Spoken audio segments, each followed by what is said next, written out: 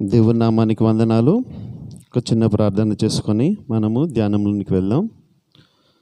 మహాపరిశుద్ధుడా, ప్రేమ కనికరమ గల దేవ, నా యేసయ్య, ప్రాముఖ్యమైన ఆరాధనలోనికి ప్రభా అయ్యా మేము ప్రవేశించబోచుండగా ప్రభా అయ్యా యేసయ్య, ఇదిగోనైనా నీ మాటలను మాకు దయచేతండి.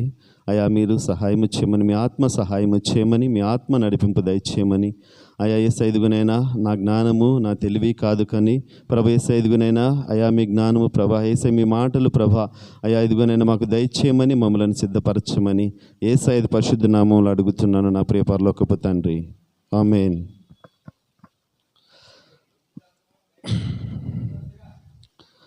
ఈ యొక్క 135వ కీర్తన మనము యెహోవాను స్తుతించుడి, యెహోవా నామమును స్తుతించుడి, యెహోవా సేవకులారా యెహోవా మందిరములో మన దేవుని మందిరపు ఆవరణములలో నిలుచుండు వారలారా యెహోవాను స్తుతించుడి. ఇక్కడ అన్ని కీర్తనకారుడు ఆయన యొక్క ప్రాముఖ్యమైన ఉద్దేశం ఏంటి అంటే యెహోవాను స్తుతించాలి, దేవునిని స్తుతించాలి. దేవునిని స్తుతిస్తే ఏం జరుగుతుంది? దేవునికి మనము మొట్టమొదటిగా మనము మన జీవితంలో, మన ఆత్మీయ జీవితంలో మనం ఏం చేస్తామంటే ఎక్కువ సమయము ప్రార్థనకే ఇస్తాం. తర్వాత విజ్ఞాపనలు, అంటే మన కొరకు, మన స్నేహితుల కొరకు, మన బంధుమిత్రుల కొరకు మనము విజ్ఞాపన చేస్తాం. తర్వాత దేవునికి ఆరాధన చేస్తాం. కానీ దేవుడు ఏం చెప్తున్నాడంటే స్తుతించటం వలన ఎటువంటి గొప్ప కార్యములు మన జీవితంలో జరుగుతూ ఉంటాయి అనేది ఇక్కడ మనము ప్రాముఖ్యంగా ఈరోజు మనం ధ్యానం చేసుకుందాం. అయితే ఇక్కడ ఏం చెప్తున్నాడంటే యెహోవా మందిరపు ఆవరణములో నిలుచుండు వారలారా. దేవుని మందిరపు ఆవరణములో ఎవరు నిలిచి ఉంటారు? దేవుడు ఏర్పాటు చేసుకున్న దేవుని ప్రజలు. దేవుడు ఎవరిని ఏర్పాటు చేసుకుంటారో ఆయనను నమ్ముకున్న వాళ్ళు, ఆయనను ఒప్పుకున్న వాళ్ళు, ఆయనను అంగీకరించిన వారు ఆయన మందిర ఆవరణంలోనికి వస్తారు. అంటే దేవుని ఏర్పాటులో ఉన్నవాళ్ళు దేవుడు ఏర్పరచుకున్న వాళ్ళు ఆయన సన్నిధికి వస్తారు, ఆయన మందిర ఆవరణంలోనికి వస్తారు. వచ్చి ఏం చేస్తారు అంటే దేవునికి స్తుతులు చెల్లిస్తారు, దేవునిని ఆరాధిస్తారు, దేవునిని మహిమపరుస్తారు. అక్కడ స్తుతికి ఆరాధనకు కొంత వ్యత్యాసం ఉంది. మనము స్తుతించటం అంటే ఏంటి, ఆరాధించటం అంటే ఏంటి మనం ప్రాముఖ్యంగా చూసుకోవచ్చు. అయితే తూర్పు దేశం నుండి జ్ఞానులు వచ్చారు. అక్కడ హెరోదు రాజ్యం పరిపాలన చేస్తున్నప్పుడు తూర్పు దేశం నుండి జ్ఞానులు వచ్చి ఆయన అక్కడ యెరూషలేములోనికి, యూదయ దేశపు బెత్లెహేములోనికి ఆ జ్ఞానులు వచ్చి ఆయన అడుగుతున్నారు, ఈ యొక్క నక్షత్రము అంటే అక్కడ దేవుడు పుట్టి ఉన్నాడు. అక్కడ మత్తయి సువార్త 2వ అధ్యాయంలో ఒకసారి చూద్దాం. ఒక ప్రాముఖ్యమైన మాట మనం ఒకసారి గమనిద్దాము. మత్తయి సువార్త 2వ అధ్యాయము 2వ వచనములో, తూర్పు దేశపు జ్ఞానులు యెరూషలేమునకు వచ్చి యూదుల రాజుగా పుట్టినవాడు ఎక్కడనున్నాడు? తూర్పు దిక్కున మేము ఆయన నక్షత్రము చూచి ఆయనను పూజింపవచ్చితమని చెప్పిరి. వాళ్ళు ఎందుకు వచ్చారండి? వాళ్ళు ఫస్ట్ ఎందుకు వచ్చారు? వాళ్ళు ఎలా వచ్చారు? వాళ్ళు వచ్చేటప్పుడు ఏమి తీసుకొచ్చారు? మనం ఒకసారి గమనించుకుంటే ఇక్కడ తూర్పు దేశపు జ్ఞానులు వాళ్ళు ఎవరంటే తూర్పు దేశం నుండి వచ్చిన జ్ఞానులు, అంటే ఈ లోక సంబంధమైన జ్ఞానాన్ని సంపాదించుకున్న వాళ్ళు. అంటే తూర్పు దేశము అంటే మనం చూసుకుంటే అక్కడ ఇజ్రాయేల్కి అటు చూసుకుంటే అక్కడ బబులోను దేశము అవి ఉంటాయి. సో ఆ దేశం నుండి వచ్చిన జ్ఞానులు అంటే వాళ్ళు దేవునిని ఎరగని వాళ్ళు, దేవునిని తృణీకరించే వాళ్ళు జ్ఞానం. కానీ వాళ్ళు ఎట్లా వచ్చారు అంటే అక్కడ తూర్పు దిక్కున ఒక నక్షత్రం ఉంది. ఆ నక్షత్రాన్ని చూసి వీళ్ళు వచ్చారు. ఆ నక్షత్రం చూసుకుంటూ వస్తున్నప్పుడు వీళ్ళ ముందు ఆ నక్షత్రం నడిచి వెళుతూ ఉంది. ఈ జ్ఞానులకు అర్థం కాలే. ఆ ముందు ఒక నక్షత్రం అట్లా వెళ్తూ ఉంది, దానిని వీళ్ళు ఫాలో వెళ్తూ ఉన్నారు. ఎక్కడైతే యేసు ప్రభు వారు జన్మించారో అక్కడికి వచ్చి ఆ బాలుని యొద్దకు వచ్చి ఆ నక్షత్రము వాళ్ళ ముందు వచ్చి అక్కడ ఆగిపోయింది. ఆ పరిస్థితిని అంటే వాటంతటిని గమనించి వాళ్ళు అత్యానంద భరితులై ఏం చేశారు, ఆ ఇంటిలోనికి వెళ్ళారు. మరియమ్మ తల్లిని అక్కడ శిశువుగా ఉన్న యేసు ప్రభు అని చూసి సాగిలపడి ఆయనను పూజించిరి అని ఉంది. ఇక్కడ మనం చూసుకుంటే ఆయనను పూజింపవచ్చితమని చెప్పిరి, ఆయనను పూజింపవచ్చారు. అయితే వాళ్ళు పూజింపవచ్చి అక్కడ చూసుకుంటే వాళ్ళు ఆడ వచ్చినప్పుడు సాగిలపడి అక్కడ శిశువుగా ఉన్న యేసు ప్రభు వారికి సాగిలపడి వాళ్ళు అక్కడ పెట్టెని విప్పి ఆ పెట్టెల్లో నుంచి వాళ్ళు కొన్ని కానుకలు తీసుకువచ్చారు. ఏంటి ఆ కానుకలు? బంగారము, సాంబ్రాణి, బోళము. అయితే వాళ్ళు సాగిలపడి ఒక 3 కానుకలు వాళ్ళ దగ్గర ఉన్న పెట్టెలు విప్పి, ఒక జ్ఞాని ఆ పెట్టి విప్పి ఏం చేశాడంటే బంగారాన్ని ఇచ్చాడు. అంటే ఒక కానుకగా ఏంటి అంటే దేవునిని ఎట్లా ఆరాధించాడంటే ఆ జ్ఞాని బంగారాన్ని ఇచ్చి దేవునికి ఆ కానుకగా ఇచ్చి దేవునికి ఆరాధన చేశాడు. అంటే ఈ బంగారం అనేది రాజు యొక్క గుర్తుగా ఉంది, అంటే అది అధికారానికి గుర్తుగా ఉంది. అంటే ఈయన యూదుల రాజుగా పుట్టినవాడు ఎక్కడ ఉన్నాడు అని జ్ఞానులు అడుగుతున్నారు. అంటే వాళ్ళు ఏం చేశారు, ఏం గ్రహించారు? ఈయన యూదుల రాజు అని ఇక్కడ. కాబట్టి ఆయన ఏం చేశారంటే బంగారమును తీసుకొని వచ్చి కానుకగా ఇచ్చి ఆ కానుకగా ఇవ్వడం ద్వారా దేవునిని ఆరాధన చేశాడు. అంటే వీళ్ళు దేవునిని నమ్మని ప్రజలు, కానీ ఆ యొక్క వింతను ఆశ్చర్య కార్యాన్ని చూసి వాళ్ళు మారు మనసు పొంది వాళ్ళు దేవునికి సాగిలపడి అక్కడ పూజించారు అని ఉంటుంది. ఇంగ్లీష్లో మనం చూసుకుంటే వర్షిప్ చేశారు అని ఉంటుంది, వర్షిప్ అని ఉంటుంది. సో కాబట్టి అక్కడ ఏంటి అంటే వాళ్ళు ఆయన ఏం చేశారు, బంగారాన్ని కానుకగా ఇచ్చి వాళ్ళు ఆయన ఆరాధన చేశాడు. రెండవ జ్ఞాని ఏం చేశాడంటే సాంబ్రాణి ఆయన పెట్టి ఇప్పినప్పుడు సాంబ్రాణి ఉంది, ఆ సాంబ్రాణిని కానుకగా ఇచ్చాడు. అంటే సాంబ్రాణిని కానుకగా ఇచ్చి ఇవ్వడం వలన ఆయన ఏం చేశాడంటే దేవునికి ఆరాధన చేశాడు. అంటే ఎట్లా చేశాడు అంటే సాంబ్రాణి దేనికి అంటే ఇక్కడ యాజకులు పాత నిబంధన గ్రంథంలో యాజకుడు సుగంధ ద్రవ్యాలను మండిస్తూ ఉంటాడు. ఆయన అక్కడ మనకి సుగంధ ద్రవ్యాలు మండిస్తున్నప్పుడు సాంబ్రాణి కూడా వేస్తాడు. అంటే అది పరిమళ వాసనగా ఉండటానికి ఏం చేస్తాడంటే అక్కడ సుగంధ ద్రవ్యాలను వేస్తూ, అంటే సుగంధ ద్రవ్యం అంటే సాంబ్రాన్ని ఇవ్వటం వలన అంటే తన యొక్క ఆరాధన మనం ఎట్లా ఆరాధన ఉండాలి అంటే సో దేవునికి ఇంపైన సువాసనగా ఒక ధూపముగా మన ఆరాధన ఉండాలనే దానికి దీనిని సాదృశ్యంగా మనం చూసుకోవచ్చు. అంటే పరిమళ సువాసనగా మన ఆరాధన ఉండాలి. రెండవది మొదటి జ్ఞాని బంగారం తీసుకొచ్చాడు. అంటే బంగారము అది పుటం వేసినప్పుడు దాంట్లో మస్ట్ అంతా తొలగిపోయింది. మస్ట్ అంతా తొలగిపోయినప్పుడు మనం అప్పుడు బంగారం ఎట్లా ఉంటుందంటే శుద్ధిగా ఉంటుంది. అంటే ఒక రాజుకి మనము ఈ యొక్క రాజుకి ఆరాధన చేయాలంటే ఇట్లా శుద్ధ హృదయం కలిగి మనము ఆరాధన చేయాలి. రెండవదిగా మన ఆరాధన ఎట్లా ఉండాలంటే పరిమళ వాసనగా మనము ఒక ధూపం వేసినట్టుగా మన ఆరాధన ఉండాలి అనేది మనము చూసుకోవచ్చు. మూడవ జ్ఞాని ఇంకొకటి తీసుకొచ్చాడు, అది ఏంటి అంటే బోళము. సో బోళము తీసుకున్నాను ఆయన మూడవ జ్ఞాని ఏం చేశాడు, కానుకగా ఏమి ఇచ్చాడు, బోళం ఇచ్చాడు. బోళం ఎందుకు అంటే సో మన ఒక శరీరము మనం చనిపోయిన తర్వాత మన శరీరము కుళ్ళు పట్టకుండా ఉండటానికి అక్కడ సమాధిలో అక్కడ ఏం చేస్తారంటే మన శరీరం మీద బోళం వేస్తారు. ఇప్పుడు కూడా మనం చూసుకుంటే సో కొంతమంది రాజులు అక్కడ రాజులు వాళ్ళ యొక్క శరీరాలను వాళ్ళ గుండెను వాళ్ళ కొన్ని పార్ట్లను తీసివేసి వాళ్ళ శరీరం మీద బోళం వేసి కొన్ని వేల సంవత్సరాలు కూడా శరీరాన్ని పాడు చేయకుండా ఇప్పుడు కూడా ఆ శరీరాలు ఉన్నాయి.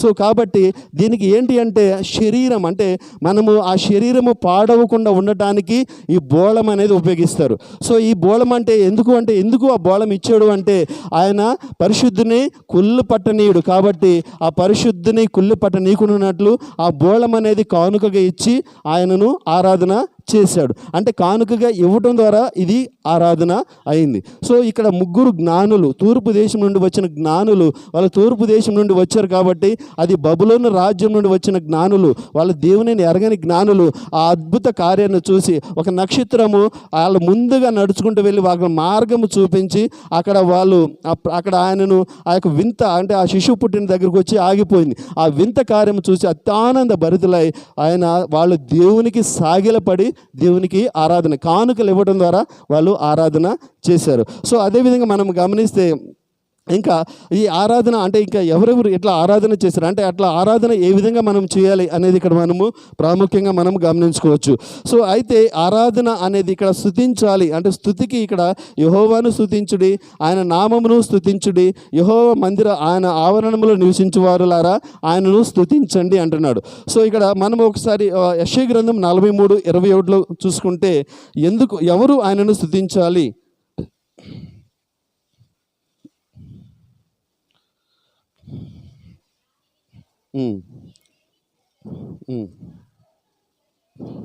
చాలు సిస్టర్. ఇక్కడ 43:21లో మనము చూసుకుంటే నా నిమిత్తము, ఎవరి నిమిత్తం అండి? దేవుని నిమిత్తము, నా నిమిత్తము నేను నిర్మించిన జనులు. ఎందుకు అంటే సో దేవుడు ఎందుకు నిర్మించాడు అంటే దేవుడు ఒక నరుని ఎందుకు నిర్మించాడు? పరలోకంలో వేలాది దేవదూతలు నిత్యం ఆయనను స్తుతిస్తూ ఉన్నాయి, నిత్యము ఆయనను ఆరాధిస్తున్నాయి. కానీ దేవుడు ఒక కోరిక కోరుకున్నాడు, నా స్వరూపంలో నేను నిర్మించిన నా జనులు నన్ను స్తుతించాలి అనే ఆశతో ఈయన ఏం చేస్తున్నాడంటే ఆయన స్వరూపంలోని మనల్ని నిర్మించాడు. సో కాబట్టి ఇక్కడ వాక్యం ఏం చెప్తుందంటే నా నిమిత్తము నేను నిర్మించిన జనులు నా స్తోత్రమును ప్రచురము చేయుదురు. ఎందుకు మనల్ని నిర్మించాడు? నా నిమిత్తము నేను నిర్మించిన జనులు నా స్తోత్రమును ప్రచురము చేయుదురు. ఎందుకు మనల్ని నిర్మించాడు? దేవుడు మనల్ని ఎందుకు నిర్మించాడు అంటే సో దేవునిని మహిమపరచడానికి. ఇక్కడ పైన 7వ వచనంలో కూడా ఉంటుంది నా మహిమ నిమిత్తము అని ఉంటుంది. ఇదే అధ్యాయం యెషయా 43:7లో నా మహిమ నిమిత్తము నేను సృజించిన వారిని. చాలా సిస్టం అక్కడ గమనిస్తే నా మహిమ నిమిత్తము అంటే మనము దేవునిని స్తుతించడానికి నా నిమిత్తము నేను నిర్మించిన జనులు నా స్తోత్రమును ప్రచురము చేయుదురు అంటున్నాడు. అంటే దేవుడు ఎందుకు మనల్ని నిర్మించాడు అంటే ఆయనను కేవలము ఆయనను మహిమపరచడానికే, ఆయనను స్తుతించడానికే ఆయన మనల్ని నిర్మించాడు అనేది ఇక్కడ ప్రాముఖ్యంగా మనము చూసుకోవచ్చు. అయితే ఇక్కడ చూసుకుంటే ఒక చిన్న గొర్రెల కాపరికి విలువైన ఉంటుందా?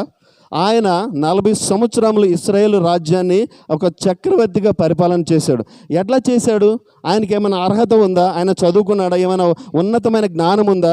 ఆయన దేనికి పనికిరాడని ఆయన తండ్రి ఏం చేశాడంటే 4 గొర్రెలు ఇచ్చి నువ్వు కాసుకొని ఎట్లయినా బ్రతుకురా అనేసి ఆయన గొర్రెల్ని ఇచ్చాడు. నువ్వు దేనికి పనికిరావు అని ఆయన తండ్రి గమనించి ఏం చేశాడు?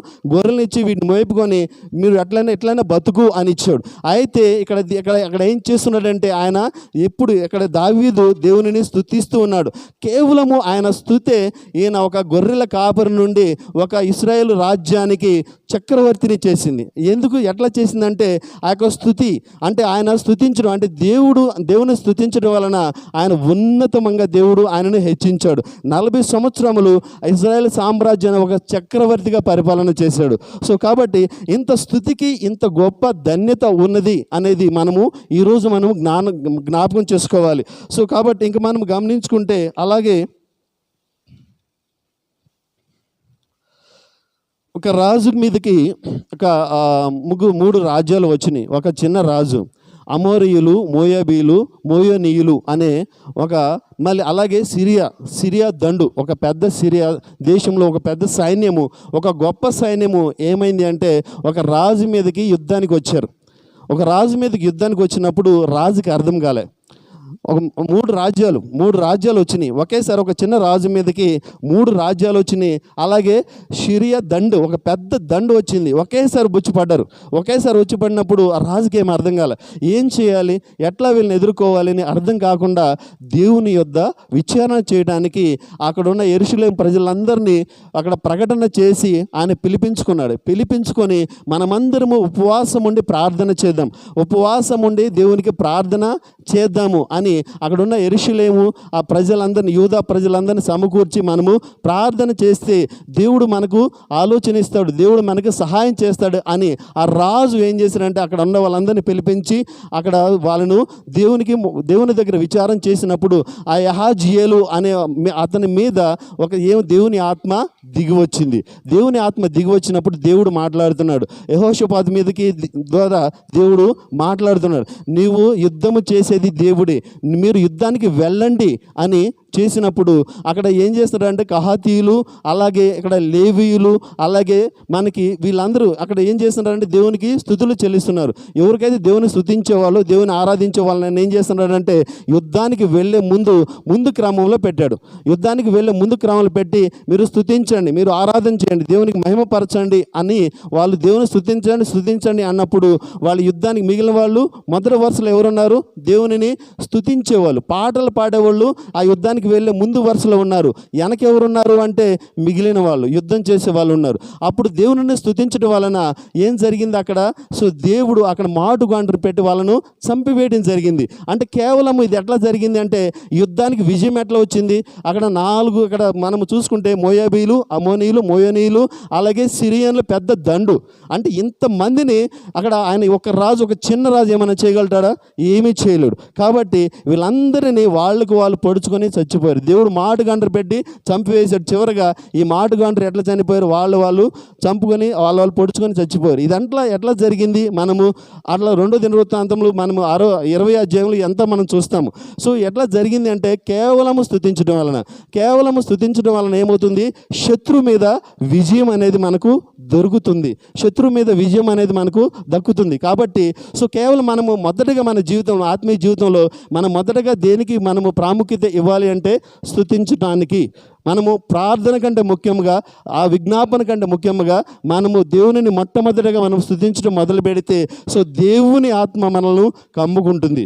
సో అప్పుడు మనం ప్రార్థన చేసినా, విజ్ఞాపనలు చేసినా మనకు ప్రతిఫలం జరుగుతుంది. సో కాబట్టి మనం చూసుకుంటే అలాగే ఇప్పుడు పౌలు శీలలు మన అపోస్తుల కార్యములు 16వ అధ్యాయము 25, 26 వచనాల్లో కూడా మనకు ఉంటుంది. మధ్యరాత్రి వేళ పౌలు శీలలు ఏం చేస్తున్నారు? వాళ్ళు బంధించబడి ఉన్నారు. అనేక ఇక్కడ మనము సంఖ్యల చేత బంధించబడి అక్కడ జైల్లో ఉన్నారు. జైల్లో ఉండి వాళ్ళు ఏం చేస్తున్నారు? దేవునికి పాటలు పాడుతున్నారు, స్తుతులు చెల్లిస్తున్నారు. అంటే బంధకాల్లో ఉండి కూడా ఆ మధ్యరాత్రి వేళ వాళ్ళు స్తుతులు చెల్లిస్తున్నారు, దేవునికి ఆరాధన చేస్తుంటే అక్కడ ఖైదీలందరూ ఏం చేస్తున్నారు? అది వినుతూ ఉన్నారు. ఖైదీలందరూ వీళ్ళు పాటలు పాడుతుంటే, ఆరాధన చేస్తుంటే అక్కడ ఉన్న ఖైదీలు వింటూ ఉన్నారు. సో వింటూ ఉన్నప్పుడు ఏమవుతుందంటే అక్కడ ఆ యొక్క జైలు గోడలు ఏమవుతుంది? కదిలిపోయి అక్కడ ద్వారాలు తెరుచుకొని వాళ్ళకున్న సంఖ్యలు విడిపోయినాయి. అంటే మనము స్తుతిస్తున్నప్పుడు మనకున్న బంధకాలు, మనకున్న సంఖ్యలు అనేవి ఏమవుతాయి అంటే తొలగిపోతాయి. మనలో ఉన్న మన అపవాది క్రియలన్నీ మనకు తొలగిపోతాయి అనేది మనము గమనించుకోవాలి. మనం కేవలం ఆరాధన చేయడం వల్ల, కేవలం దేవునికి స్తుతులు చెల్లించడం వలన ఇది జరుగుతుంది. సో నా జీవితంలో ఒక సంఘటన జరిగింది. ఏంటి అంటే మా కజిన్ బ్రదర్, తన యొక్క వైఫ్ అంటే వదిన గారు చనిపోయారు. సో చనిపోయిన తర్వాత మార్చురులో పెట్టారు. సడన్గా చనిపోయారు, మార్చురులో పెట్టారు. సో మార్చురులో పెట్టిన తర్వాత నేను వెళ్ళాను. అప్పుడు మా చిన్న తమ్ముడు మ్యారేజ్కి నేను వెళ్ళినప్పుడు ఆమె తర్వాత 2-3 రోజులకు చనిపోయిన తర్వాత మార్చురులో పెట్టారు. నేను వెళ్ళాను. 2 ఆడపిల్లలు, వాళ్ళని పరామర్శించాను, అన్నయ్యను పరామర్శించాను. వాళ్ళకి కావాల్సినవన్నీ నేను ఏర్పాటు చేసి అర్ధరాత్రి అయింది. అప్పుడు వరకు అర్ధరాత్రి వేళ నేను అక్కడ బాపట్లో నుండి ఊరికి ప్రయాణమై బండేసుకుని వెళ్తూ ఉన్నా ఒక్కడనే. అక్కడ ఎట్లా ఉంటుంది అంటే ఫారెస్ట్ లాగా ఉంటుంది. అక్కడ మనకేంటంటే చిమ్మ చీకటి, ఒంటి మధ్య అర్ధరాత్రి వేళ ఒక్కడనే బండేసుకుని వెళ్తూ ఉన్నాను. సో వెళ్తూ ఉంటే ఆ బండి ఎట్లా తిన్నగా వెళ్ళట్లేదు, అష్టవంకర్లు తిరుక్కుంటా వెళ్తుంది, మధ్యలో ఆగిపోతుంది. ఎందుకు అంటే ఆ మార్చురీలో నుంచి నేను దురాత్మలు ఇవన్నీ అక్కడ ఏం చేస్తున్నాయంటే నేను అక్కడ పరిచర్య చేశాను. అక్కడ అన్నయ్య పిల్లలకు నేను పరిచర్య చేశాను. ఆమె చచ్చిపోయిన ఆమె ఉరేసుకొని చనిపోయింది. సో దానివలన ఏమవుతుందంటే నేను వాళ్ళకి పరిచర్య చేసినందుకు అవన్నీ దురాత్మ నన్ను వెంబడిస్తే నాకు సమాధానం లేదు, నాకు తెలుస్తుంది. నా బండి ఎట్లా వెళ్తుందంటే కొంచెం ముందుకు వెళ్తుంది ఆగిపోతుంది, అలాగే వెళ్తుంది. అక్కడ కొంచెం అసలు తిరుగుతూ వెళ్ళిపోతుంది, ఆగిపోతుంది. నాకేం అర్థం కాలే. బండి పక్కన ఆపి స్టాండ్ వేసి ఒక 10 నిమిషాల పాటు దేవునికి స్తుతులు చెల్లించాను. సో 10 నిమిషాల పాటు దేవుని స్తుతులు చెల్లించిన తర్వాత అవి వెళ్ళిపోయి నేను ప్రశాంతంగా ఇంటికి వెళ్ళిపోయాను. అంటే అర్ధరాత్రి వేళ ఇది జరిగింది. అంటే చూసుకుంటే మనము ఏంటి అంటే మనము దేవునికి స్తుతులు చెల్లిస్తున్నప్పుడు దేవుని ఆత్మ మన మీదకు వస్తుంది అనేది మనము గమనించుకోవాలి అనేది ఇక్కడ ప్రాముఖ్యంగా మనము చూస్తున్నాము. అలాగే ఇక్కడ ఏమవుతుందంటే దానియేలు గ్రంథము 6వ అధ్యాయము 10వ వచనం. ఇట్టి శాసనము సంతకము చేయబడనని దానియేలు తెలుసుకొనెను. అతడు తన ఇంటికి వెళ్ళి యథాప్రకారముగా అనుదినము ముమ్మారు మోకాళ్ళుని తన ఇంటి పైగది కిటికీలు యెరూషలేము తట్టునకు తెరవబడి ఉండగా తన దేవునికి ప్రార్థన చేయుచు ఆయనను స్తుతించుచూ వచ్చెను. చాలు సిస్టర్, ఇక్కడ మనం గమనించుకుంటే ఇక్కడ దానియేలు ఏం చేస్తున్నారంటే ఒక శాసనం చేయబడింది. మనము విన్న పాలు మనము ఓన్లీ రాజుకే మనము తెలియచేయాలి, కానీ ఏ దేవునికి మనము మొక్కకూడదు అని ఇక్కడ శాసనము చేయబడింది. అది తెలుసుకున్న దానియేలు కూడా ఇక్కడ ఏంది అంటే ఇక్కడ ఈ సామ్రాజ్యంలో అక్కడ 120 మందిని అక్కడ అధిపతులుగా పెట్టారు. సో ఇక్కడ రాజు దానికి దర్యావేషు రాజు 120 మందిని ఆ సామ్రాజ్యాన్ని పరిపాలించడానికి అధిపతులుగా పెట్టాడు. వాళ్ళని చూసుకోవడానికి వాళ్ళ మీద ముగ్గురు ప్రధానులుగా పెట్టాడు. ఆ ముగ్గురులో ప్రధానులలో ప్రాముఖ్యమైన వ్యక్తి దానియేలు. ఆయన నీతిమంతుడు, యథార్థవంతుడు. సో దర్యావేషు రాజుకి చాలా ఇష్టమైన వ్యక్తి. సో అట్లా ఉంటున్నప్పుడు ఈయన ప్రధానునిగా చేయాలని అక్కడ రాజు కోరిక. సో ఈయన ఏం చేస్తున్నాడు, ఈ శాసనం వేసినా కానీ నా దేవుని నేను స్తుతించను, నా దేవుని నేను స్తుతిస్తాను, నా దేవుని నేను విడిచిపెట్టను అని ఇక్కడ ఏం చేస్తున్నాడంటే ఆ శాసనం తెలుసుకుని కూడా దేవునికి ప్రార్థన చేయొచ్చు ఆయనను స్తుతిస్తూ ఉన్నాడు. ఆయన గదిలోనికి వెళ్ళి యెరూషలేము తట్టు ఆయన కిటికీలు తెరిచి ఏం చేస్తున్నాడు, దేవునికి స్తుతులు చెల్లిస్తున్నాడు, ప్రార్థన చేస్తున్నాడు. దేవుని స్తుతించడం వలన ఇక్కడ ఏం జరుగుతుంది అంటే అక్కడ ఆ శాసనానికి విరుద్ధంగా ప్రవర్తిస్తే శిక్ష ఏంటి, సింహాల బోన్లో వేసి సింహాలకు ఆహారంగా చేస్తారు. సో ఆ సింహాలు అక్కడ మంచి ఆకలి మీద ఉన్నాయి. ఆకలి మీద ఉన్నప్పుడు వీళ్ళు ఏం చేశారంటే ఇక్కడ మనము చూసుకుంటే 22వ వచనము, ఇక్కడ 22వ వచనములో అదే అధ్యాయము నిర్దోషినిగా కనపడితిని గనుక ఆయన తన దూతనప్పించి సింహములు నాకు ఏ హానియు చేయకుండా వాటి నోళ్లు మూయించెను. చాలు సిస్టర్, ఇక్కడ మనం గమనిస్తే సింహములు నాకు ఏ హానియు చేయకుండా వాటి నోళ్ళు మూయించెను. సో దేవుడు ఈ లోకంలో సింహము వంటి అపవాది క్రియలు అపవాది గర్జించు సింహం వల్లే తిరుగుతున్నా కానీ వాడి యొక్క నోళ్ళు మూపించాలి అంటే, వాడి యొక్క క్రియలు మన మీద జరగకుండా ఆపివేయాలి అంటే ఇక్కడ దానియేలు ఏం చేశాడంటే మనము దేవుడిని స్తుతిస్తూ వస్తున్నాడు. ఆయన ముమ్మారు స్తుతిస్తూ వస్తున్నాడు కాబట్టి దేవుడు ఏం చేశాడంటే సింహాల బోన్లో వేసినప్పుడు దూతలకు ఆజ్ఞాపించి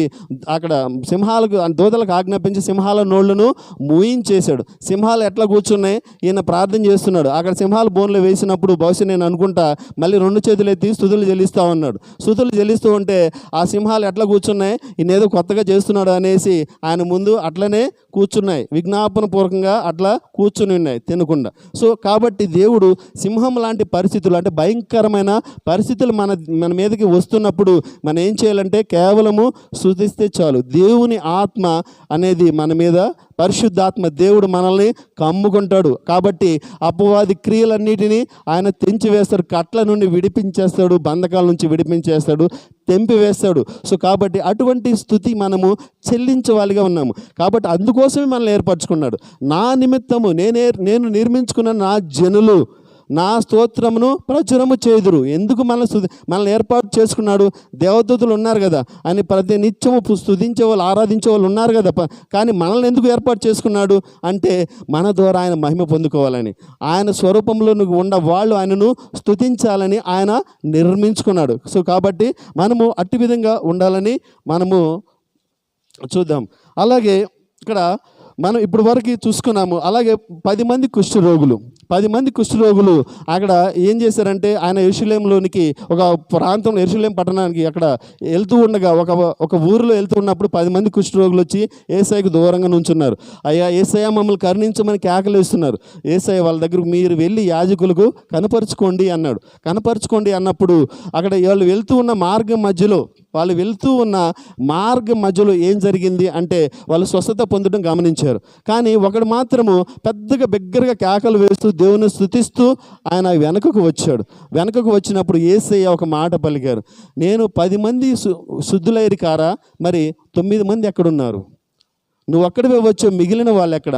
నువ్వు ఆరాధిస్తున్నావు, నువ్వు నన్ను మహిమపరచడానికి వచ్చావు, ఎందుకంటే నేను నిన్ను శుద్ధినిగా చేశాను, నువ్వు దానిని కృతజ్ఞతాస్తుతులు చెల్లించడానికి వచ్చావు, కానీ మిగిలిన 9 మంది ఎక్కడున్నారు అని దేవుడు ప్రశ్న వేశాడు. సో కాబట్టి మనము దేవుడు చేసిన మేలులను తలపోసుకుంటూ మనము ఆయనను ఘనపరచాలి, ఆయనను మహిమపరచాలి. అదే స్తుతి. సో కాబట్టి మనం ఇట్లా చూసుకుంటే మనము ఆ స్తుతి చేసేవారిగా ఉండాలి. సో కాబట్టి దేవుడు ఏం చేస్తున్నాడంటే కృతజ్ఞత కోరుకునే దేవుడు. సో కాబట్టి మనము స్తుతులు చెల్లించేవారిగా ఉండాలి. సో మొదటగా మనము ఆరాధన అనే పదం బైబిల్లో ఎక్కడ మొదలైంది మనం ఒకసారి గమనించుదాము. బైబిల్లో ఆరాధన అనేది ఎక్కడ మొదలైంది? ఆరాధన అనే పదము మనకి ఎక్కడ మొదలైందంటే అక్కడ మనకు ఆదికాండము 22వ అధ్యాయంలో ఉంటుంది. సో మేము దేవునికి మొక్కుబడి చెల్లించి వస్తాము అని అబ్రహాం అంటాడు. సో మేము దేవునికి మొక్కుబడి చెల్లించి వస్తాము. మొక్కుబడి అంటే ఏంటి అంటే నువ్వు నాకు ఇది చెయ్యి, నువ్వు ఇది చేస్తే నేను నీకు ఇచ్చేస్తా. అది మొక్కుబడి, ఈ లోకానుసారమైన మొక్కుబడి. సో మొక్కుబడి చేసుకుని వస్తాను అన్నప్పుడు అక్కడ వెళ్ళాడు. సో ఎందుకు మనకి 25 సంవత్సరములు అడిగి అడిగి అడిగి ప్రార్థన చేస్తే దేవుడు 25 సంవత్సరముల తర్వాత అబ్రహాంకి కుమారుని ఇచ్చాడు. ఇచ్చిన తర్వాత ఆయన ఊరకనే ఉన్నాడా? నీ కుమారుని నాకు బలిచ్చే అన్నాడు. ఎందుకు బలిచ్చేయమన్నాడు? 25 సంవత్సరములు ఆయన తర్వాత నిరీక్షించినప్పుడు 100 సంవత్సరముల టైంలో వయసులో ఆయనకు కుమారుని ఇచ్చినప్పుడు నాకు బలి అని ఎందుకు దేవుడు అడిగాడు అంటే సో ఆయన దేవునిని ఆరాధించడం మర్చిపోయాడు, దేవునిని సేవించడం మర్చిపోయి ఈ నా కుమారుడు అనే ఆ కుమారుని విగ్రహంగా పెట్టుకున్నాడు. సో ఇది గమనించిన దేవుడు ఏం చేస్తున్నాడు? బలి అన్నాడు. సో బలి అన్నప్పుడు ఆ మోరేబు పర్వతం మీదకి తీసుకెళ్ళి ఆయన పైన ఇస్సాకు మీద కట్టెలు పేర్చి ఏం చేస్తున్నాడు అంటే కత్తి ఎత్తినప్పుడు అక్కడ దహన బలికి ఇస్తున్నప్పుడు అప్పుడు ఏం జరిగింది అంటే తనలో ఉన్న ఒక తండ్రి కుమారుని ఎప్పుడు చంపగలడంటే తన హృదయంలో ఆ కుమారుని ఎప్పుడైతే తీసివేసుకుంటాడో అప్పుడే ఆ కుమారుని చంపగలడు. సో ఆ తండ్రి కుమారుని చంపలేడు. ఎందుకు అంటే చంపాలి అంటే ఏం చేయాలి అంటే ఆ కుమారుని తన హృదయంలో నుండి తీసివేసుకోవాలి. ఆ విగ్రహము ఆ కుమారుని మీద ఉన్న ప్రేమను తీసివేసుకుంటేనే అప్పుడు మాత్రమే ఆయన చంపగలడు. సో కాబట్టి ఆయన పరమ తండ్రి మన యేసయ్య చేతిని ఎందుకు విడిచాడు అంటే ఆయన పట్టుకుంటే ఆయన చనిపోనివ్వడు. తండ్రి కుమారుని పట్టుకొని ఉంటే చనిపోనివ్వడు. కాబట్టి ఆయన విడిచిపెట్టాడు. ఎందుకు? మన కోసం విడిచిపెట్టాడు కాబట్టి ఆయన మరణానికి తండ్రి కుమారుని మరణానికి అప్పచెప్పగలిగాడు. సో కాబట్టి ఆ యొక్క హృదయంలో ఉన్న అక్కడ విగ్రహం అనే కుమారుణ్ణి అబ్రహాం ఎప్పుడైతే కత్తి పైకెత్తి చంపబోయాడో అప్పుడే విగ్రహం అనేది తొలగిపోయింది. సో ఇది ఆరాధన. మనము ఆ యొక్క నిజమైన ఆరాధన అంటే ఏంటి అంటే మనలో అంతరంగంలో ఉన్న విగ్రహాలను తొలగించుకొని మనము పరిశుద్ధంగా మనము ఆరాధన చేయాలి. అంటే దేవునిని, ఆ పరిశుద్ధుడైన దేవునిని మన హృదయములు నింపుకొని ఆయన ఎటువంటి వాడు. స్తుతి అంటే మనము ఏంటి అంటే స్తుతి అంటే మనము దేవునిని ఆయన చేసిన కార్యాలు, ఆయన చేసిన అద్భుత క్రియలను మనం పొగడటమే స్తుతి. సో ఆయన మనం పొగుడుతూ ఉండటమే స్తుతి. సో కానీ ఆరాధన అంటే ఏంటి అంటే ఆయన ఏం చేశాడు, ఆయన మనకి ఏం కార్యాలు చేశాడు, మన ఏం క్రియలు మన పక్షం చేశాడు అనేది స్తుతి కాదు.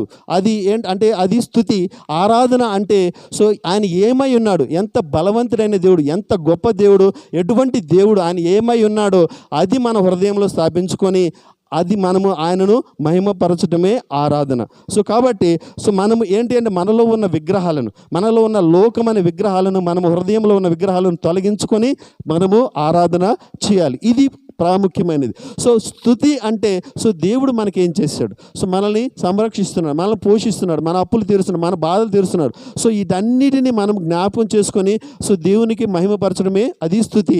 ఆరాధన అంటే ఆయన ఎంత గొప్ప దేవుడు, ఎంత పరిశుద్ధుడు, ఆయన ఈ లోకాన్ని ఆయన మనల్ని నిర్మించిన దేవుడు, అంత గొప్ప దేవుడు, అంత బలవంతమైన దేవుడు మనం హృదయంలో స్థాపించుకొని ఆయనను మ్రొక్కటమే ఆరాధన. సో ఇక్కడ జ్ఞానులు కూడా అదే చేశారు. సో ఆ దేవునిని హృదయంలో పెట్టుకొని ఆయనకు ఆరాధన చేశారు. సో ఈరోజు మనం చూసుకుంటే ఆయన సచిన్ టెండూల్కర్ మనము క్రికెట్కి దేవుడు అంటారు. సో ఆయన మనకేమైనా చేశాడా? ఆయన ఆడుకుంటున్నాడు, ఆయన మంచిగా సంపాదించుకున్న ఆయన జీవితం ఆయన హ్యాపీగా ఉంది. ఆయన మనకి ఎప్పుడైనా మన సహాయం చేశాడా? ఏం చేశాడు? కానీ చాలామంది ఆయనను ఆరాధిస్తారు. ఆరాధించడం అంటే ఏంటి?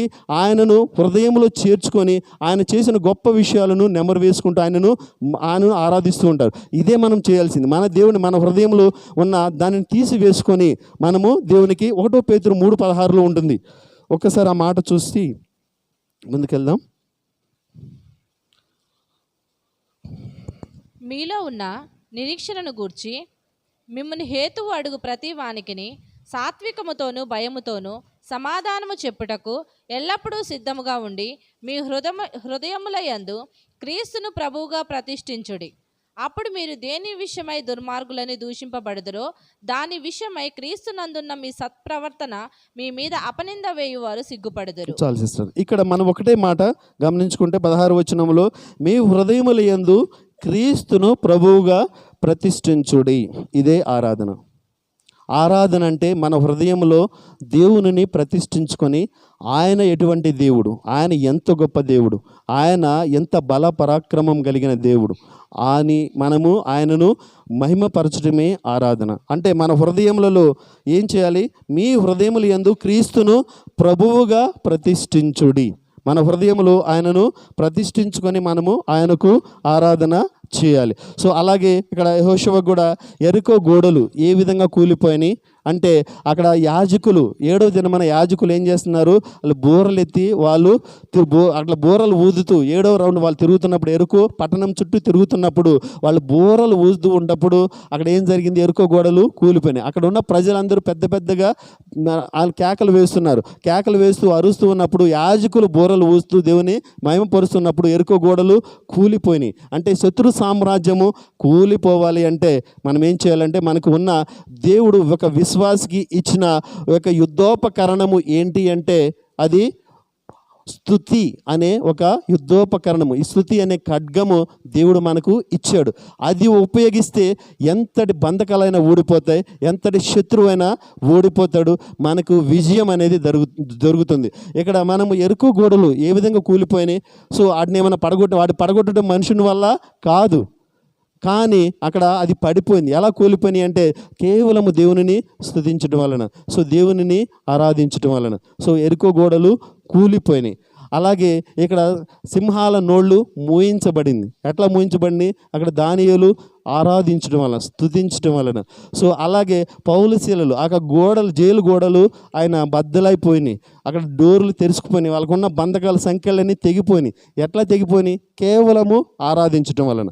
సో ఇక్కడ మనం గమనించుకుంటే ఆరాధన చేయాలి. దేవునిని, ఆయన పరిశుద్ధుడైన దేవునిని మన హృదయంలో ప్రతిష్ఠించుకొని మనము ఆరాధన చేయాలి. సో చేస్తూ ఉన్నప్పుడు జకర్యా గ్రంథము 10:1 చివరిగా మనం చూసుకుంటే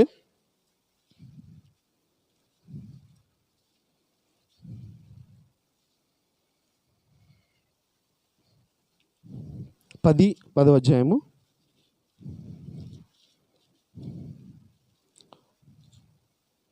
1వ వచనం. కడవారి వానకాలమున వర్షం దయచేయమని యెహోవా వేడుకొనుడి. ప్రతి వాని చేనులో నుండి పైరు మొలిచినట్లు యెహోవా మెరుపులను పుట్టించును. ఒక్క నిమిషం. ఆయన వానలు మెండుగా కురిపించును. గృహదేవతలు వ్యర్థమైన మాటలు పలికిరి, సోదెగాండ్రకు చాలు సిస్టర్.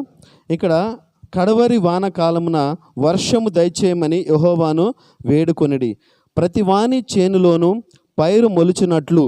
ఇక్కడ మనము గమనిస్తే వర్షము దయచేయమని మనం ఏం చేయాలి? దేవునిని వేడుకోవాలి. కడవరి కాలమున అంటే మనము ఈ యొక్క కడవరి కాలంలో ఉన్నాము. వర్షము అంటే నీరు, నీరు అంటే వాక్యము. కడవరి దినాలలో వాక్యము కరువవుతుంది కాబట్టి మనము ఆ వర్షం కొరకు మనము దేవునిని వేడుకోవాలి. అలాగే ప్రతి వాని చేనులోను, ప్రతి చేను అంటే మన హృదయము, చేను అంటే మన హృదయము. మన హృదయములో పైరు మొలిచినట్లు అంటే పైరు మొలటం అంటే మనము ఆత్మీయంగా ఫలభరితంగా ఉండాలి, ఫలాలు ఫలించినట్లు. మన హృదయము అంటే ఆత్మ ఫలాలు ఫలించినట్లు. ఇక్కడ పైరు మనం గమనించుకుంటే ప్రతి వాని చేనులోను అంటే ప్రతి వాని హృదయములోను పైరు మొలిచినట్లు. పైరు మొలటం అంటే ఏంటి? పంట పండటం. పంట పండటం అంటే మనము ఆత్మీయ స్థితిలో మనం గమనించుకుంటే మనము ఫలాలు ఫలించాలి, ఆత్మ ఫలాలు మనము ఫలించాలి. సో ఇక్కడ మనకి 9 ఆత్మ ఫలాలు ఉన్నాయి. అంటే ప్రతి వాని హృదయము ఏం చేయాలి? అక్కడ వర్షం అనే వాక్యం అనే వర్షము కుమ్మరిస్తూ ఉన్నప్పుడు మన హృదయము పంట పండేదిగా ఉండాలి. అంటే ముళ్ళ పొదలు గచ్చ పొదలు అనేవి మన హృదయంలో ఉండకుండా ఉంటే అప్పుడు మాత్రమే పంట పండుతుంది. సో ఆ పంట పండేదిగా మనం ఉన్నప్పుడు ఆ దేవుడి యొక్క వాక్యము, ఆయన వాక్యము అనే పంట అక్కడ వర్షము కుమ్మరిస్తున్నప్పుడు మన హృదయము పంట పండాలి అంటే ఏం చేయాలంటే మన హృదయంలో దేవునిని ప్రతిష్ఠించుకొని ముళ్ళ పొదలు గచ్చ పొదలు వాటన్నిటిని తీసివేసి అప్పుడు మాత్రమే మనము దేవునిని స్తుతించాలి. అప్పుడు ఏం చేస్తుందంటే ఆ ప్రకటించబడుతున్న వాక్యము డైరెక్ట్గా మన హృదయాల్లోకి వెళ్తుంది. అక్కడ సదును చేయబడిన మన హృదయాలు పంట పండుతాయి. సో ఆత్మీయత, మనకి ఆత్మ పంట అనేది పండుతుంది. సో కాబట్టి ఆ వాక్యం అనేది మనలో విత్తబడుతుంది. సో దానికి అనుగుణంగా మన పంట పండుతాం. అనేక ఆత్మలను దేవుని రాజ్యాన్ని కట్టేటట్టుగా మనము ఉంటాం. కాబట్టి స్తుతి యొక్క ప్రాముఖ్యత 10 బంధకాలను తెంపివేస్తుంది. ప్రతి స్థితిని గతిని మార్చేది స్తుతి. కాబట్టి సో మన స్తుతుల సింహాసనం పైన ఆయనను మనము కూర్చుండబెట్టుకుని ఆయనను స్తుతించే వారిగా ఉండాలి. ఇటు వాక్యం దేవుడు దీవించును గాక.